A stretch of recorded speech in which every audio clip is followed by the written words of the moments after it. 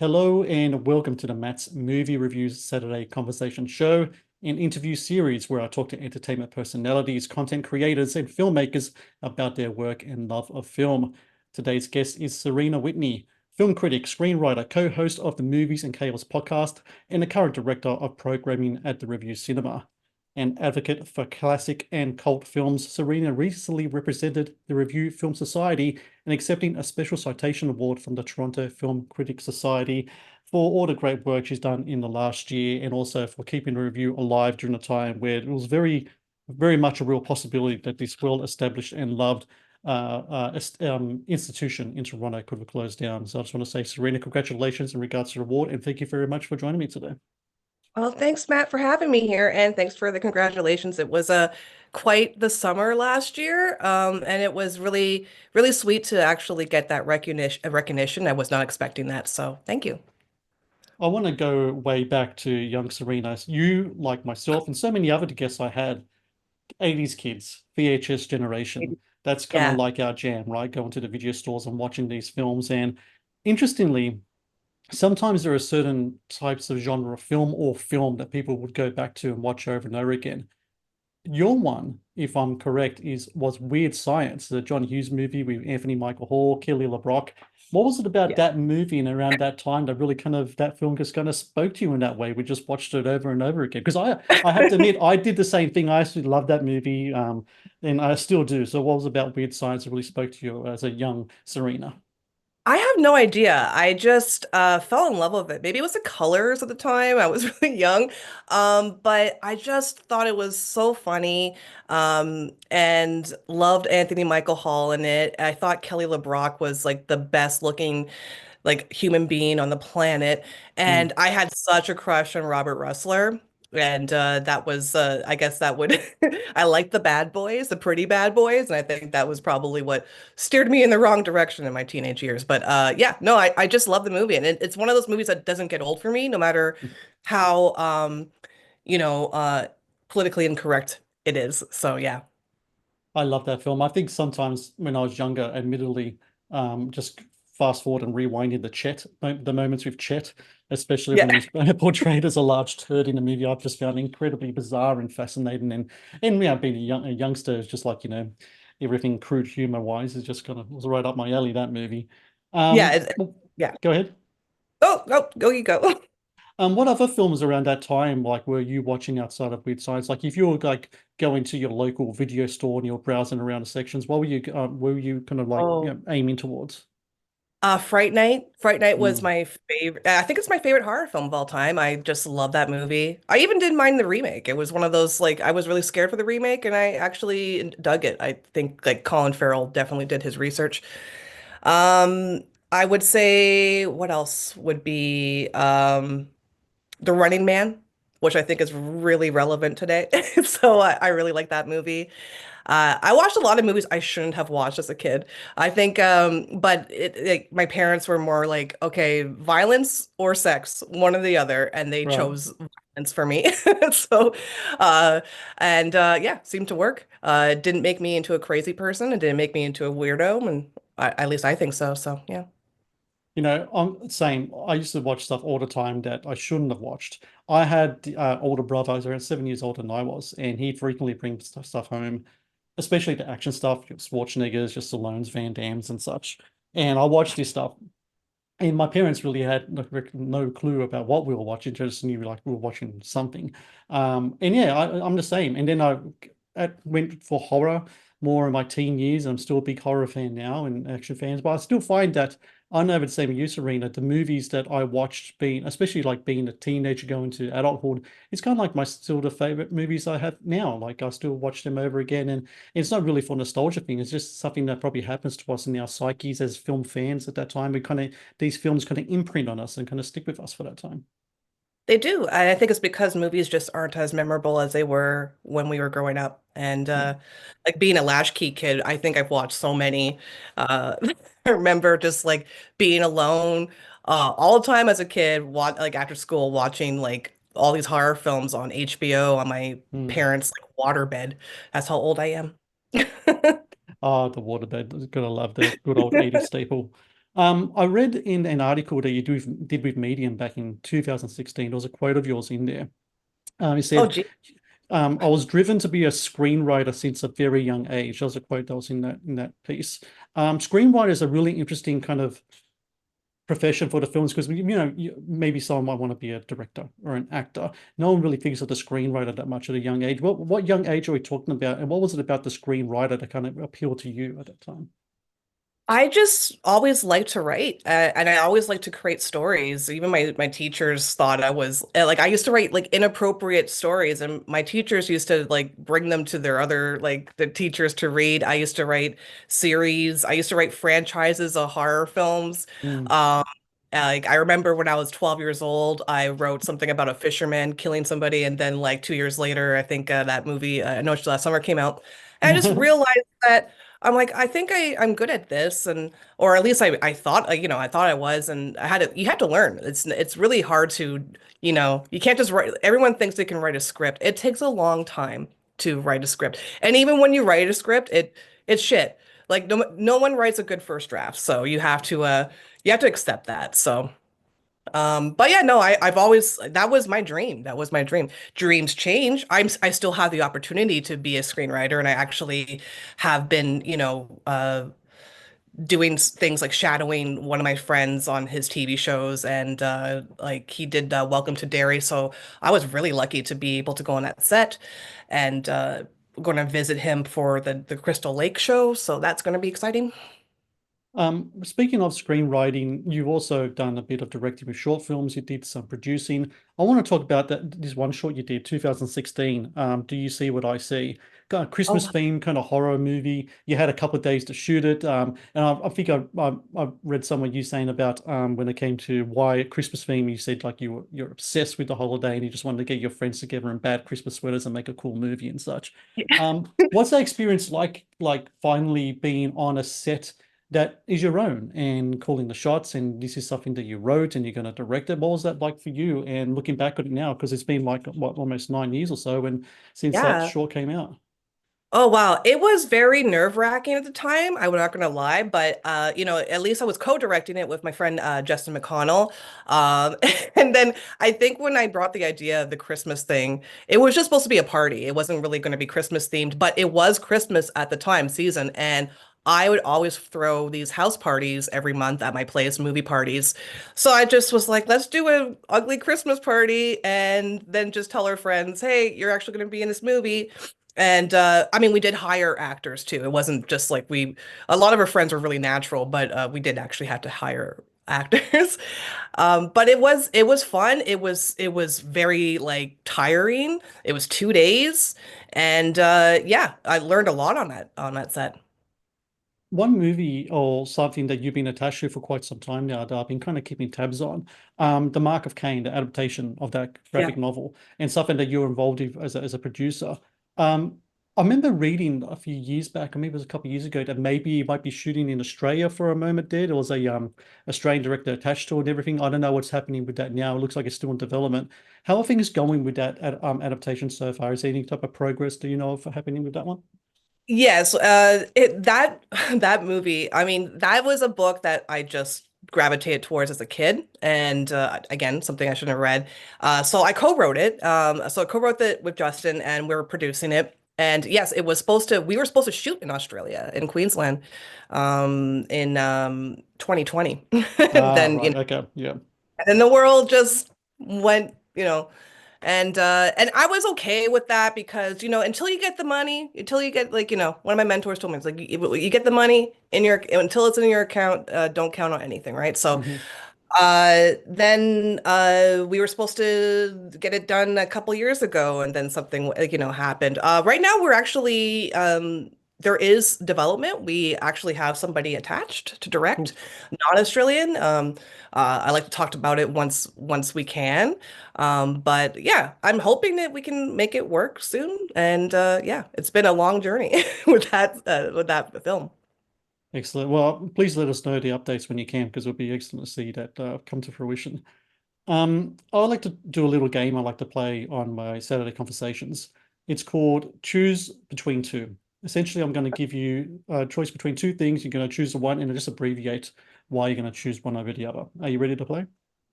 Sure. Okay, so I know Fright Night is your favorite film of all time, so I'm going to pit two vampire movies against each other, both released in 1987. The Okay, I Lost think I Boys or Near Dark? Which of the two would you Lost rather? Boys.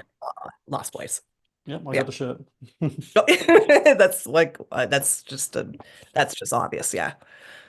I love the Lost Boys. I love the Lost Boys so much to the point where anything that comes out with Jason Patrick on it, I don't care if it's an indie thing or some type of big budget, whatever. I watch it just because I love him in Lost Boys so much. Because to this day, I still think his career has been kind of the most kind of had the most potential. One reason or another, it didn't really work Oh out yeah. the way it could. But he's so great in that film, and I think and one of the reasons why I named my son Michael as well is because of that movie. Oh, So really? Oh, that's so yeah. cool. I actually met Jason Patrick. He came to the theater a few months ago for like a it was like a cancer fundraiser Hmm. for an actor that was in Narc. So the director of Narc and Jason Patrick just they came on their own dime and we showed the director's print. And Jason Patrick was really cool. I mean, we showed him like, you know, po we had a Lost Boys poster with him and he thought that was really cool. And I talked about like my favorite, one of my favorite movies from him is Downloading Nancy. I love that Right, movie. I yeah. think With Maria he Bello. plays, Yeah. yeah, he plays such a really creepy villain.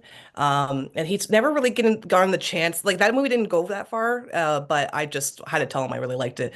And then he saw like a poster for Speed 2 because we're showing that. He's like, what are you doing? And I'm like, oh, it's selling well. He's like, I don't believe that. But no, he was really cool, and he actually was just he had to just like leave right away because I think he was doing a cameo in Terrifier 3. Yeah. And yeah, so and I forgot about that until I saw him in that movie. Yeah, that's right. He's at the start of the film and plays the Laura's father in that. That's great. Yeah. Yeah. And he also, I totally forgot as well, he also does that great opening narration in Strange Darling as well. He's a this nice little thing that he does there. I I think it's didn't even know terrific. that. Oh, okay. Yeah, Shit. it's awesome. I know you love Wes Craven, so I'm going to pit two Wes Craven films, Scream Okay. or Nightmare on Elm Street. I'll Scream. I'm sorry. I'm a Scream fan. Is Kevin Uh, Williamson a big influence on you in regards to screenwriting? Absolutely, yeah. Even before Scream came out, I was writing very meta. I didn't know what Hmm. meta was, but that was what I was going for. And I met him too a couple years ago, and he was just so nice. Spilled a lot of tea, just very like, you know, very cool. I try not to fangirl, but he assured me that I was very pleasant to talk to. So I was like, okay, great. He Um, likes scenes, so I like chase scenes, and I'm hoping that he does a lot of chase scenes in Scream 7. you're about to sit down in the cinema. You, of course, are at the Revue Cinema. You're about to sit down. You're going to watch a movie. What's your go-to snack? Popcorn or candy? Popcorn. If I eat popcorn, I mean, having to work at a movie theater kind of turns you off. Mm. I'm more of a soda person. I like I like a large, crisp diet Pepsi fountain soda. That's probably what I like. As someone who does programming and works at a Revue Cinema, something I just want to ask in regards to something that it's a bit of a trend here in Australia, and I absolutely freaking hate it. What's your rule in regards to people bringing outside foods? And when I mean outside foods, I'm not thinking about a pack of chips or something. I'm thinking about like someone who brings in like Chinese food or Mexican food or whatever, like takeaway fast food stuff into the cinema and eating that because that stuff's got a scent. And you're in a closed space, and I don't know whether popcorn's got this cool, maybe a hot dog is cool, sort of, but like a full-on meal. I don't know. I think I'm pretty much against that. What about yourself? I'm against that too. I think everyone who we work with is against that. We always tell people, absolutely not. I think one time, it wasn't in my time, but somebody def at the review definitely brought in a rotisserie chicken, Oh eating wow, it, just left it, the carcass on the seats. And that's the thing, when people actually bring meals like that, they're bad people. yeah, They're gonna leave their trash in the theater. So yeah, that's something that we don't tolerate. No, like if somebody is gonna bring in like a coffee, it's like whatever, you know, we're yeah, not yeah, gonna get upset. But yeah, when I do drunken cinema or something like that, no outside drinks, no outside alcohol. Like, but yeah, the food is weird. It's super yeah. weird. Yeah. It is many times I've been to even like to like media screenings. I've been to like where they have like maybe a guest or something and they go like a full spread. I'm like, this isn't a picnic, buddy. We're watching a movie here. Let's just relax. Last one with this game: physical media or streaming. Ooh, I would say physical media all the way. Absolutely.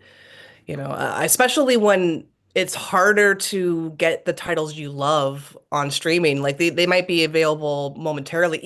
I've noticed that even titles I buy, like straight off streaming, disappear sometimes, Yep. and you don't own it. You just own it.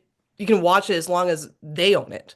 So you never actually really own it. So I think it's good. I think it's amazing to have like right now I like DVDs are kind of crapping out right now, but I still Mm. watch them from time to time. But yeah, Blu-rays. I'm always about the Blu-rays and obviously the Ultra HD. I'm collecting those too. So no, that's it's important. It's important to collect physical media.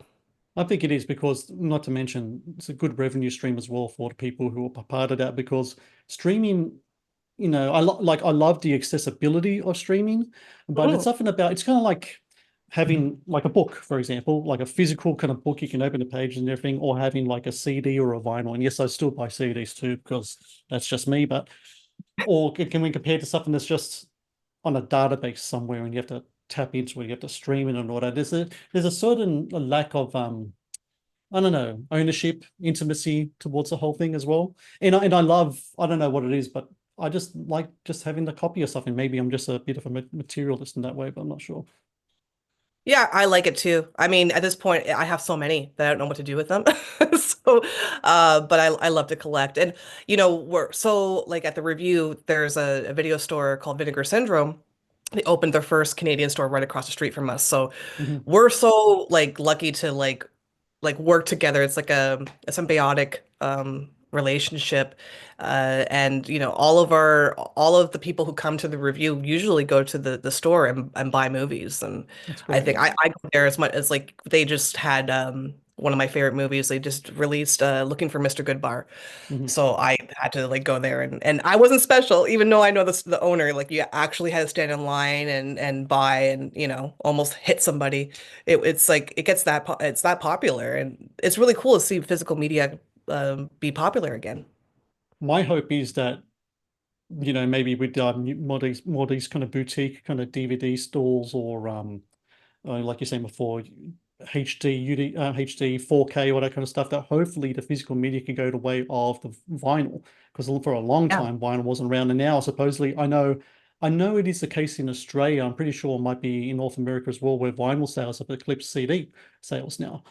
Because people just really dig the kind of like the more old school kind of technologies that way. And I kind of hope that same thing happens with CD and DVD as well. The Matt's Movie Reviews YouTube channel is brought to you by TeePublic. TeePublic is the world's largest marketplace for independent creators to sell their work on the highest quality merchandise. With over 1.2 million designs, TeePublic is sure to have something you will love. Um, I want to talk about the Revue Cinema because it's such a Okay. fascinating place. 113 years now, I believe, that it's Yes. been in Wow. operation. Yeah. You had that big anniversary, 110th anniversary back in 2022, I'm pretty sure. Yep, Well, I feel like 2022. I'm on hot ones, Matt. Oh, sorry. Yeah, I should You bring know a some lot wings. about me. Well, Um, so when you first start working there, it's for as the curator for the whole drunken cinema kind of experience. And the thing yeah. about cinemas now is that there needs to be, it's not so much anymore about just buy your ticket, sit down and watch a movie. There needs to be something now to draw people out. And the drunken Yeah. cinema thing is fantastic, fascinating because number one, it's communal. Number two, you're watching a movie that, like, even though some people might watch it before or not, you're watching it on a big screen, which is like a rarity in itself to watch older films and such. Is that where you were coming from with the whole drunken cinema experience? You wanted to bring the communal experience back into cinema, and do you think us as kind of like 80s kids growing up and remembering what it was like to go to a cinema, that it was such a special kind of thing to do so? That kind of plays a part into as well of trying to bring some of that magic back into the cinema going experience.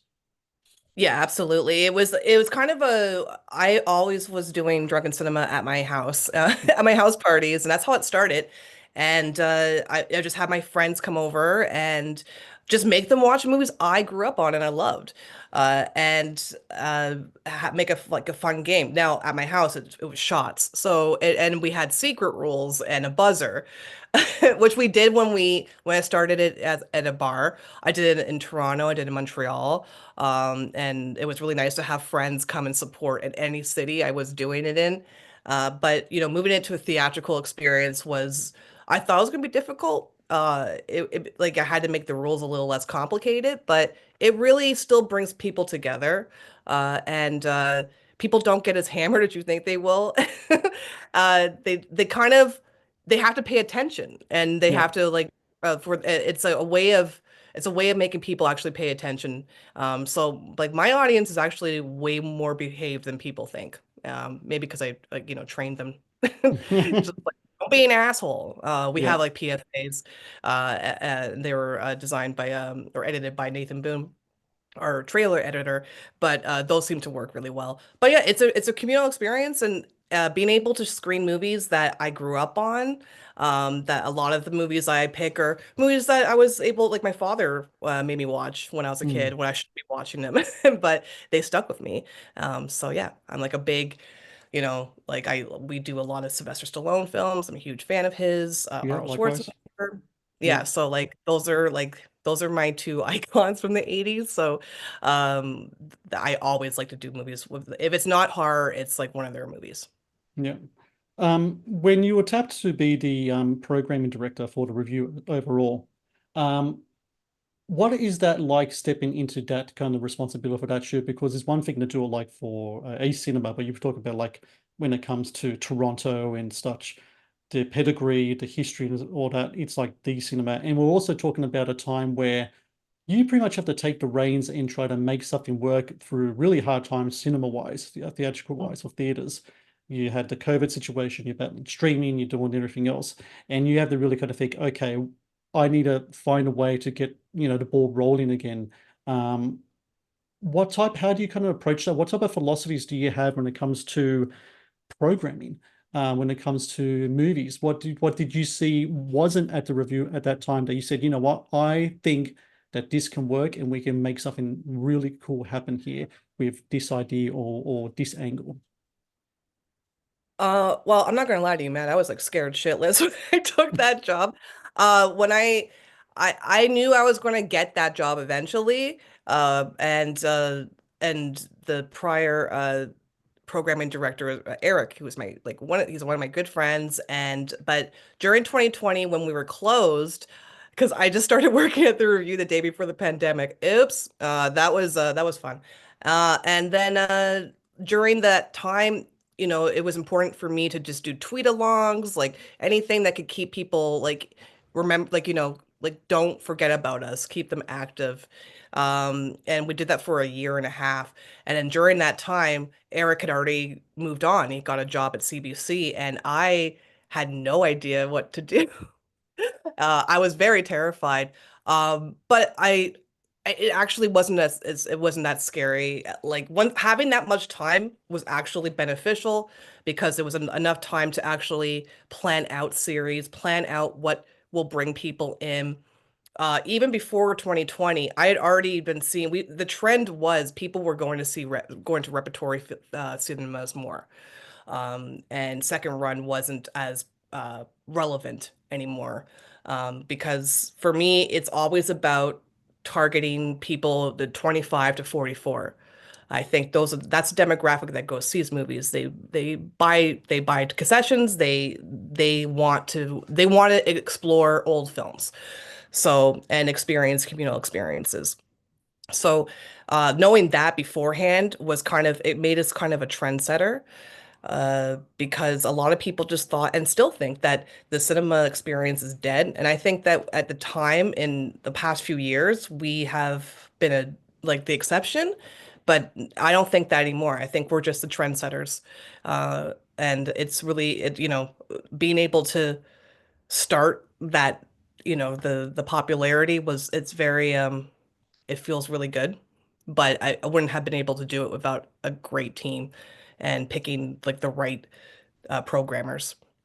I think when you said just then about the cinema experience being dead, I think what people kind of miss out on is that I don't think the experience is dead so much as that a lot of it was corporatized and it kind of became stale. Um, you know, when I went to cinema when I was a kid and like my brother would take me and stuff like that, it felt like it was more of a, I don't know, like I said before, a magical experience, but it also felt more personable. The Hmm. person was there, they ripped the ticket, you sit where you go, and like, the customer service was better, etc. And it just seems to me now, like when I take my kids to like a multiplex or something like that, because the cinemas around here, we don't have enough like indie cinemas. A lot of them closed down. There's more kind of like multiplex kind of stuff around here than that. It's more impersonal. There's not like that kind of one-on-one feel. It feels like you're more kind of like hiring out a room than like going to like someone's place. And I think something that's really cool that what you're doing at the Revue and other indie cinemas do, like over here in Sydney, we have the Ritz, we have a bunch of other ones, Yeah. Horden, Cremorne over in the northern part of Sydney as well. They really understand their community, and I think that's something that's kind of missing in the more corporatized part of the cinema experience. Community is lacking. And I think it's something that you guys have touched into, as you especially touched into with reviewers, that you understand your community, you know your demographic, and not only that, you kind of know what movies might make them tick. Does it ever find it hard though, trying to choose movies for your program, where you're thinking to yourself, "Oh, I think they will like this movie because I like this movie," as opposed to, "Well, I don't really like this movie, but I know they will like this movie." Is that a hard choice for you at all? It's not. Like as a programming director, you should be able to program for everybody, and it's honestly it's just about reading people. Right. It's not that hard. A lot of movies I program at that fucking theater. Sorry, I have a potty mouth. So good. It's there is a I don't watch a lot of those movies, but I know people will come, you know. Right. And then if I want, there's certain movies that I like and I put around, really popular movies. That way, like if it doesn't do well, I at least made the money for the week. And also sometimes I program movies that are really not that well known and probably won't get a lot of people in, but it gives us clout. And that's what's been getting us more popular. Sometimes you got to take a hit just to get a little bit more recognition especially for horror genre. I mean, a lot of people in Toronto, like they know, like a lot of people in the movie industry, they know I've been involved in at least the horror world since, oh my God, 2005. Mhm. God, that's 20 years ago. It's half my fucking life ago. Oh my God. But yeah, I started at Arrow in the Head and then Dread Central and so making all those connections. So a lot of people kind of trust my tastes when it comes to horror, but people trust my taste now when it comes to non-horror. I like romantic movies, I like dramas. I also like to make sure seniors are represented in the theater as much as Mm. they say they're not. I get a lot of I work in a very really snooty neighborhood with affluent older white people that they're used to going to the theater before when it was catered to them and Mm. when they liked going to the theater when there was only five people in there. That's never the issue now. So unfortunately, just things changed. The vision changed, and but I do think that it's really easy to program. You just need to be able to read people. That's a really good point. I think it's something everyone can learn, even like myself as a content creator of YouTube and my website and such. The stuff that I'm doing now that I decided this year, I've moved away from covering new films and I'm doing cult and classic films now. Because not only the stuff like I've been doing, this will be 19 years this year that I've been doing I have my Wow. website up Okay. and all So that. you're just like, so you've been doing it almost the exact same time. Yeah, pretty Like much. Yeah. started, yeah. And so I started, yeah, 2006. And so not only do I need it for myself, just keep the, motivation going and keep things happening, but I feel that, and I'm sure you know this because of the direction you're taking the review as well. I feel that a lot more people now are looking at the movies of the past and filmmakers of the past, actors of the past, because like you said, the current landscape, um, whether it be because of too much movies, too much Mhm. content, not enough to, nothing that kind of sticks and is memorable, um, is just isn't grabbing people anymore. And it certainly hasn't grabbed me. Like if you look at the film last year, my favorite film of last year was this great film. I don't know if you've seen it. It's called Hundreds of Beavers. It's a Oh fantastic yes, movie. I've heard of it. Yeah. Yeah, Like we didn't play it. I had some personal reasons why, but yeah, I've heard amazing things about it. it's a great film, and but that's like a film that like I think only just made $1 million yesterday at the US box office, Yeah. which in itself is very impressive. But that's the kind of films that I like, and there's not a lot of those in the modern landscape. But I know if I look back and I watch films that I haven't seen in a while, or watch films I've been wanting to watch in a while but haven't, that my audience, also like that stuff as well. And I think that's something that's important. Know your community, and if you know your community and you have that develop that trust, and then it's a organic, almost kind of communal. Almost, I wouldn't go far as say a family, but it's kind of like that. You need to have a little bit of that Well, in it your is. yeah.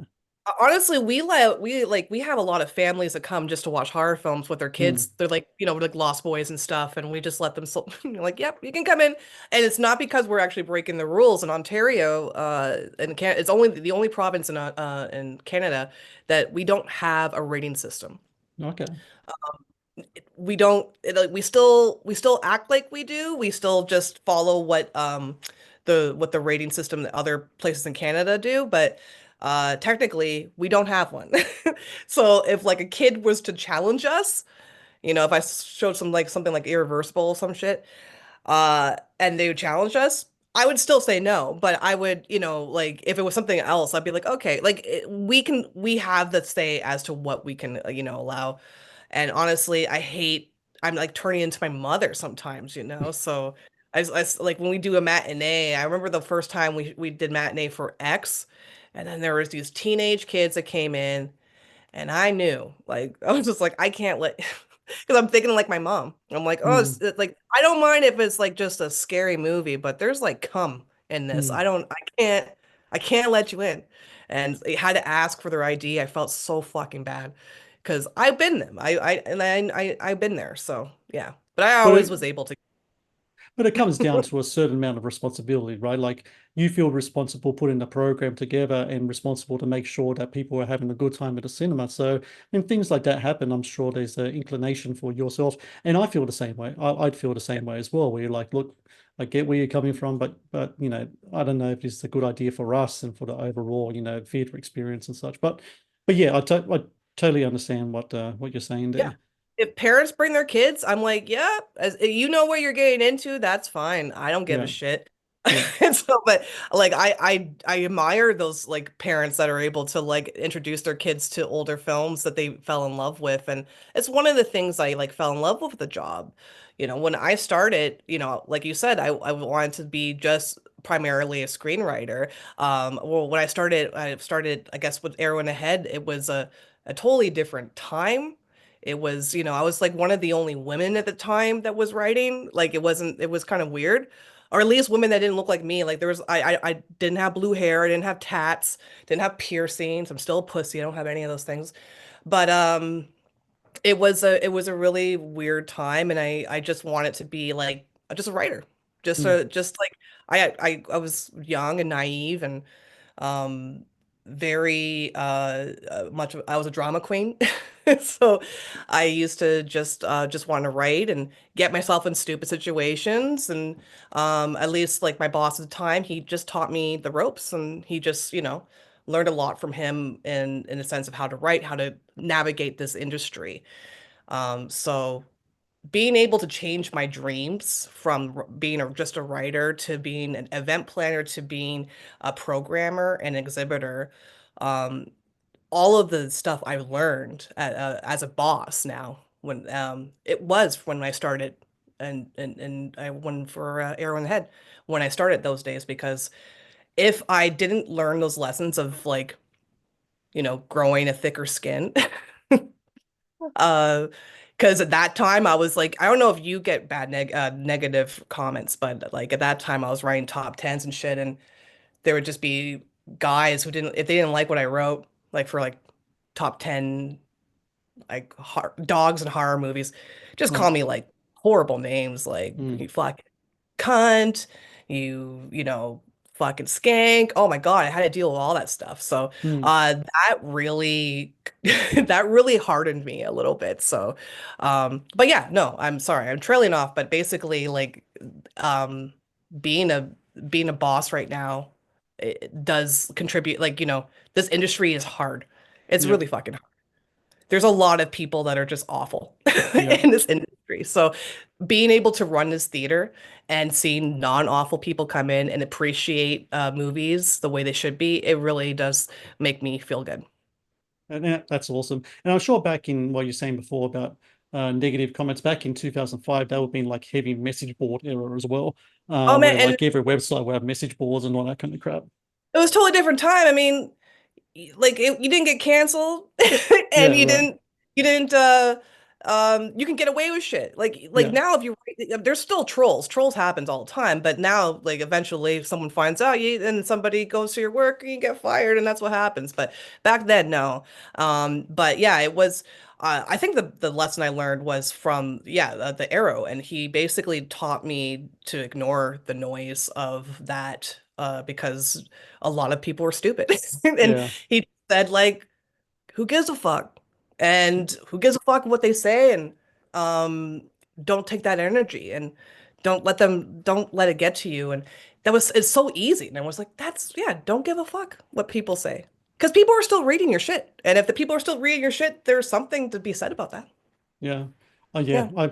I love John. John has been a big advocate for my work and has really reached out at times if I needed help with stuff and he helped me out. So he's really good with that. Like, because he knows as well. He's been around for a long time as well. Yes, yeah, he's been around for a while, and but I've yeah learned a lot from just learning from uh like him, Uncle Creepy, uh being able to work with men that just believed in me as a Hmm. writer and helped me instead of being like, in that industry, the back then, and like it was way different. Men were kind of sleazy at the time, and you had to deal with that. And I didn't have to deal with that when I was writing for these websites, and I was really thankful for that. And if it wasn't for their mentorship, I don't know if I'd be in this position because or want to keep trying with this film industry. So, and having opportunities to keep doing like stuff I want to keep doing, writing. Like it's funny that when when you get closer to your dream, it's Hmm. when you almost give up on it. And you're like, Hmm. I changed my fucking dream. So I still have to I still have to maneuver that and time management, but I still need to I still want to write and still want to see my stories being made. So I do have to think where I how I came up, and that way. Excellent. Good advice as well that you shared there.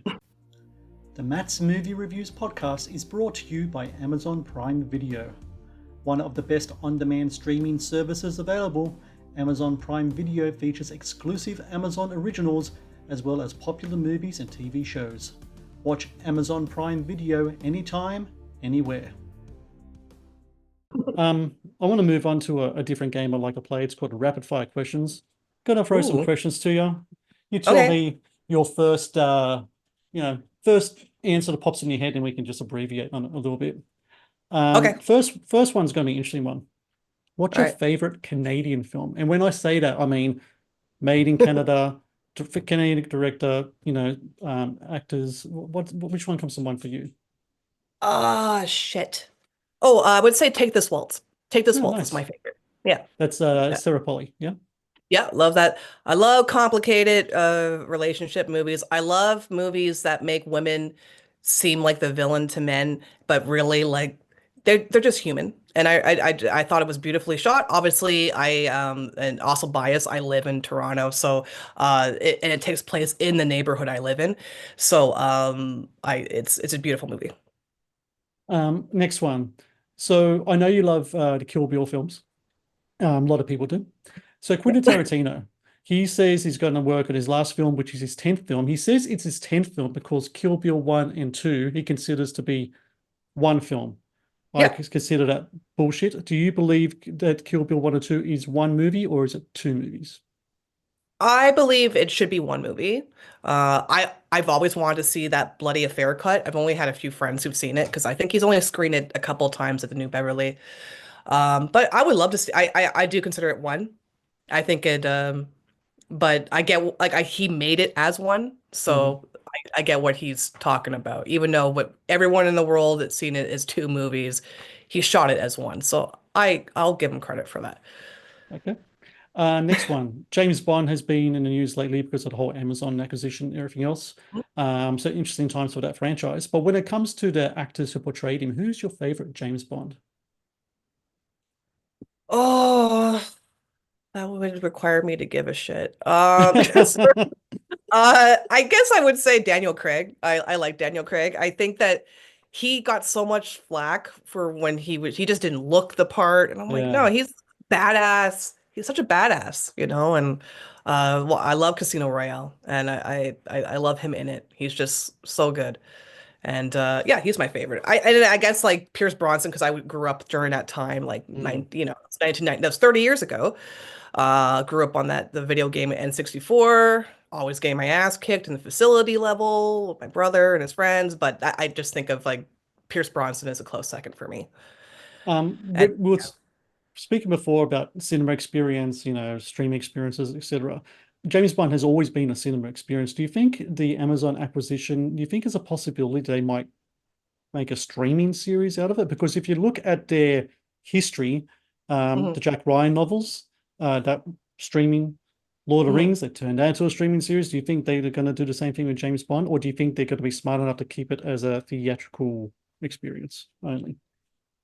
Uh, I think just because I know what's going on in the background, they're going to probably keep it as they are very precious now that they have the acquisition they have the movies now Amazon they want theaters to only screen it a certain way the Hmm. movies and if you don't have the right projector if you don't have the right screen they won't let you screen the movie now any of the James Bond movies so I definitely think they're probably going to stay loyal to the movies but I could see them doing a TV show everything turns into a TV show eventually. Yeah, which I don't like. Um, Last one, pineapple on pizza, yes or no? Absolutely not. No. Oh And God, sorry. you are correct, by the way.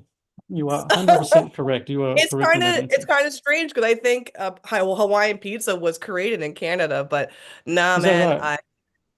I'm not a pineapple. I love pineapple. I eat it for breakfast every day if I can, but not on my pizza. Mm-mm. By the way, the arrow, John, was a hard yes. Oh, He was all like, right. but he was like pineapple, olives, anchovies. He's like the whole kitchen sink on his pizza. Which I don't- not compatible with the pizza. No, absolutely not. That's we had to do disgusting. a pizza intervention on John, I think, in the future. I'm more of a like I'm from Montreal and we have all dressed called tout garnier. Mhm.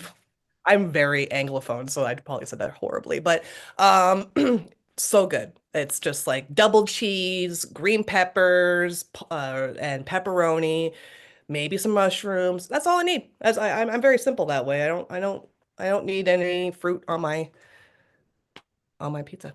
Yeah, I remember I don't know if you watched Seinfeld. There was a Seinfeld episode where Kramer wanted to put cucumbers on a pizza and go into a big fight with someone over it. Oh God, And yeah, no, yeah, that's that sounds yeah. awful. I never even thought about like a question like that, but yeah, no. It does cause a violent reaction in me. Yeah, So thank you me for too. asking that. Um, on top of everything else, you're dive into the world of podcasting now. Yes. Movies and Chaos with yourself and Mark Palermo, who's also from Canada. He's also himself does a bit of kind of like film programming with the Thrillist kind of stuff as well over there. Mhm. How did that kind of come together? From what I understand, was Mark who kind of reached out to you? Is that how it all came about with the Uh, Movies and Chaos? yeah, well, Mark is also a screenwriter as well, and he co-wrote a movie called Detention, like a horror Hmm. comedy that I just thought was so smart. And we had a mutual friend. Her name was Larissa, and she actually was my roommate for it was me, Larissa, and Chris Nash, who's a director of In Violent Nature. So we were definitely in like a Three's Company household for a bit. But she taught me she introduced Mark to me, and we just became like friends since then. And then he started another podcast about the 2000s and asked me to be on it a couple of times. And then we just had a good rapport. So we he asked me to if we wanted to create a podcast and about movies and what's going on, but I also want to talk about programming. I thought that that's like a niche that people don't really talk about when it comes to the podcast. And I think that because of the time of independent theaters trying to survive, I think it was really good to just kind of lay out like our advice and what we would like people to do. And we usually end up getting really political and saying stupid shit too, but it's a fun experience so far. When it comes to the podcast experience itself, because like the old joke now is like everyone's got a podcast, right? When Hmm. it comes to itself, the whole programming aspect of it is something that I really love about it. Listening to you guys talking about what you're screening, different reactions to screening. I mean, I was listening to an older episode because I was doing some research on yourself. I think it was the fave films of was it favorite films of 2023 and then looking into 2024. You're talking about an experience you had where you I forgot what it was, but someone you had a Die-Hard screening and there were a bunch of people at the front of the cinema and they're just talking over the movie. You had to pretty much tell them to shut the fuck up and don't be an asshole as a you're now I'm going to say that that's going to your patented catchphrase now because I've heard you say that a bunch Don't of be an times asshole. on your pod, not only on your podcast, because in that podcast I heard you say it like several times, and now I heard it today as well. So we got to I make some mean, shirt. You got to make some shirts, by the way. I don't think. be an Yeah, asshole. I didn't yeah, realize I say that all the time. I just say I know I say not for me. That's mm, what my friends always tell me. You always say not for me. But yeah, no, don't be an asshole. It's so easy not to be an asshole. yeah, And people are I don't have tolerance for that. Like I can deal with really big issues. I can really deal with like when it comes like as a woman. I have to deal as and a boss, I have to deal with men trying to undermine me a lot every mm, day. Men trying to take my job. And so I can always deal with that shit. It's the small things that get to me, and it's the small things that matter to me the most. Like the other day, I lost my keys and I lost my mind mm, and like tore up my whole house. And my dog was looking at me like, what the fuck? That shit I can't, yeah. But when it comes, I think the small shit to me is also people who are horrible in the theater. yeah. Have no problem telling them to shut the fuck up. Have no problem telling them to get the fuck out. And because of that, we actually have a well-behaved audience now. So, and now all the bad people are going to the multiplexes, so that's good. That's fine. And I think that's something just to piggyback on and what when I listen to your podcast and just to hear you talk about programming, how we were speaking before about communal experience, it's a two-way street.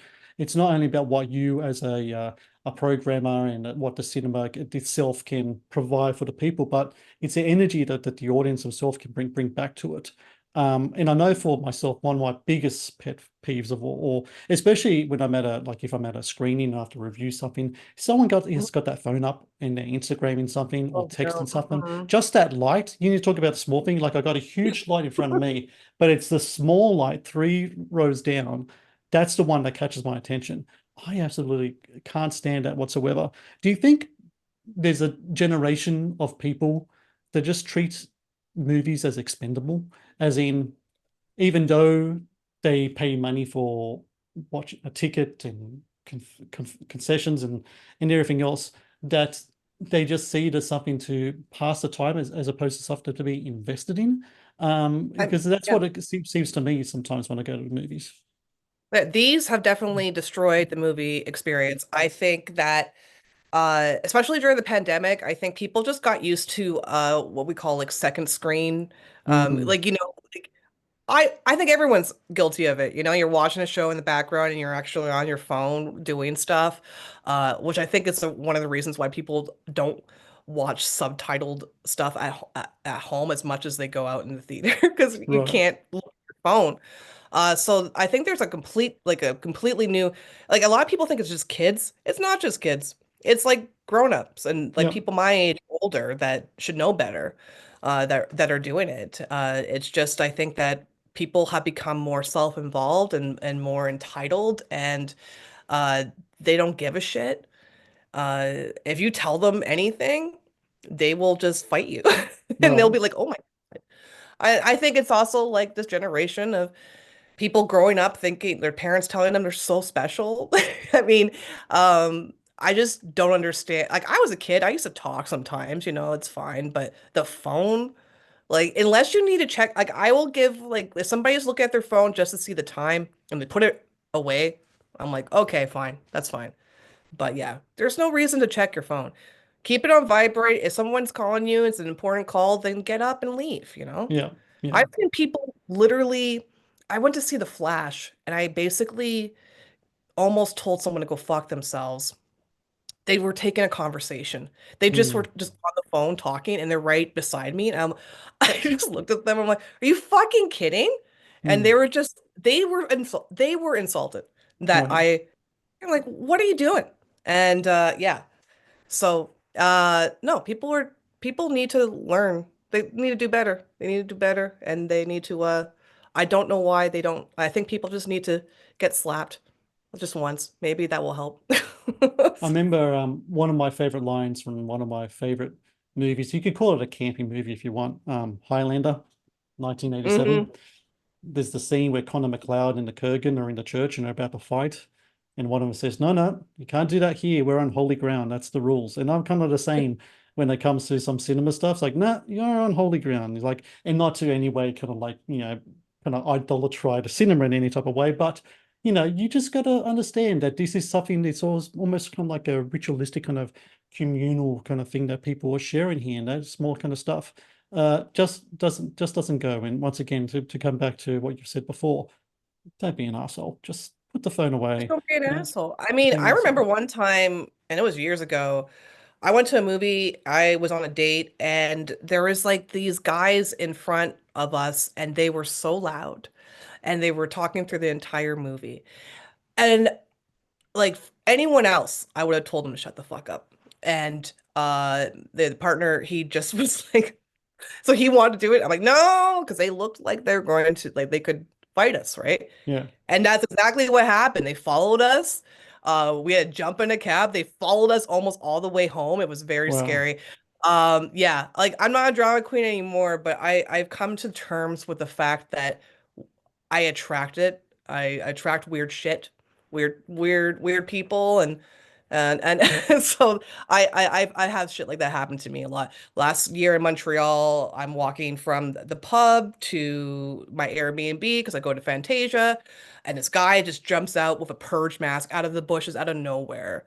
Mm. I just deal with shit like that all the time. It's very strange.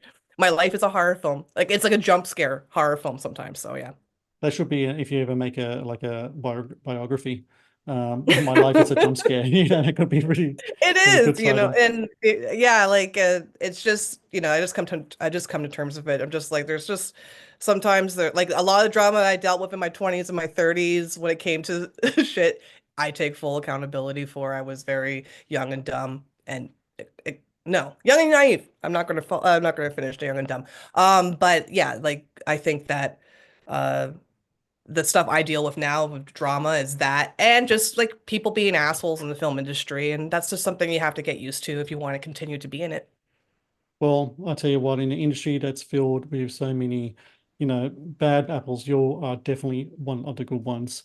Oh, Serena Whitney, thank you so very much for your time today. And for everyone listening, in the show notes, I'm going to have links to Revue Cinema, to Movies and Chaos podcast, and to Serena's Instagram and X as well. So you guys can check out her stuff and observations on all things cinema and everything else, because it's been fantastic to talk to you today. And it's been it's been something a that while. We've been trying to do this for a while, you and I apologize. no, not at all. Don't apologize. I know how incredibly busy you are, but it's so cool that we managed to get this done, and it makes me very happy to have this conversation because it's like I said, I've been a fan of yours for a long time, and I just want to congratulate yourself and the Review Film Society as well about the big win you guys had last year.